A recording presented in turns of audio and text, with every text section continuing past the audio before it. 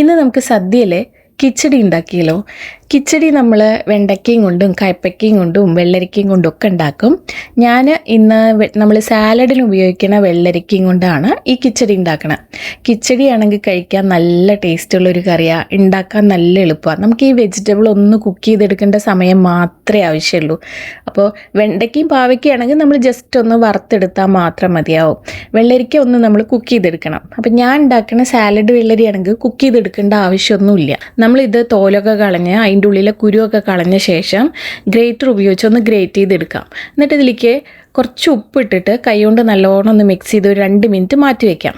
അതിനുശേഷം നമ്മൾ ഇതൊന്ന് പിഴിഞ്ഞ് ആ വെള്ളം അങ്ങോട്ട് കളഞ്ഞിട്ട് ഈ വെള്ളരിക്കയിലേക്ക് നമ്മൾ തേങ്ങയും കടുകും അതേപോലെ പച്ചമുളകും കൂടി കുറച്ച് ഒരു 1/2 കപ്പ് പുളിയില്ലാത്ത തൈര് ഒഴിച്ച് നന്നായി അരച്ചിട്ട് ഇതിലേക്ക് ചേർത്ത് കൊടുക്കുക.